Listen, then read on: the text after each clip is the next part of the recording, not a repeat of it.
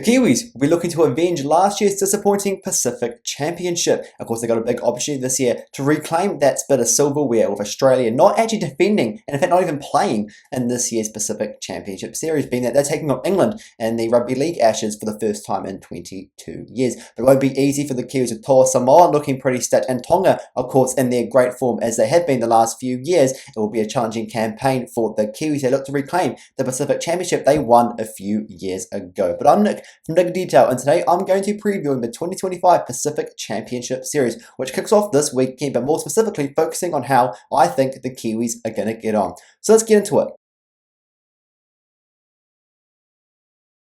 That's right, and just like that, another Rugby League international window is upon us. Of course, a big year actually in international Rugby League, because next year, of course, is the World Cup. So a big year and a big opportunity for these players to really stamp their mark in the international game, because realistically, compared to other codes, we don't really get much international Rugby League, which has been a bit disappointing and something that really has been called upon over the last few years. But for the Kiwis, it's a big opportunity for them this year to really state their mark in international Rugby League. Of course, as I said, the Kangaroos not playing in this year's Pacific Championship, of course, the defending champions from last year. But of course, as I said, it won't be easy with the quality opposition of Toa Samoa and Tonga in their way. So let's get my thoughts on how I think the Kiwis are going to go this campaign. I certainly believe, compared to last year, where they did actually play very disappointingly, I think this will be a much better year for them. I think they've got a really good squad. They're able to call upon more players this year. Yes, they got a few players, unavailable for selection due to injuries. Like Jerome Hughes, for example, of course, who won't be playing, picking up an injury, of course, and of course, very much on a resting protocol as well. And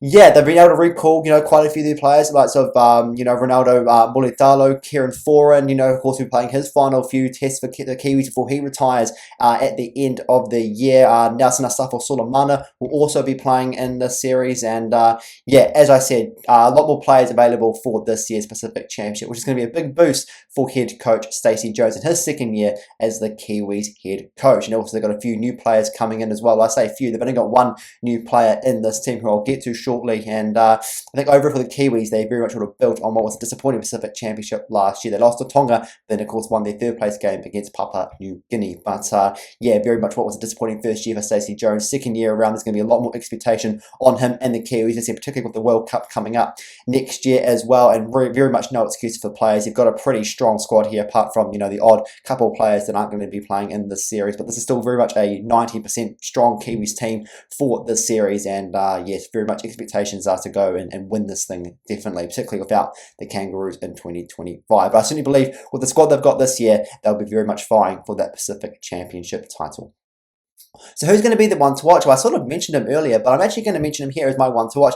Xavier Willison is going to be my one to watch. The 23-year-old Kiwi, now obviously a Kiwi. Now, this guy here actually was part of the Brisbane Broncos winning premiership team for the first time since 2006, when the Broncos claimed the premiership over the Melbourne Storm in the final a couple of weeks ago. Now, this guy actually has been very unlucky with his injuries over the last few years, pretty much since he joined, from, obviously came out of the Brisbane Broncos Academy, where he was snatched up from here in New Zealand, making his debut in 2021. Since then, he's only played 30 games prior to this year. As I said, he's battled a lot of injuries over the last few years of his professional rugby league career. But safe to say, this year in his 21 games, he has been very impressive for the Broncos, should we say. Obviously, very much a standout player across what was a very good year for the Brisbane Broncos, as I said, winning their first premiership since 2006, and he was a very big part of that team that just looked really unstoppable across the entire 2025 year, and of course named to make his Kiwis debut possibly against Toa Samoa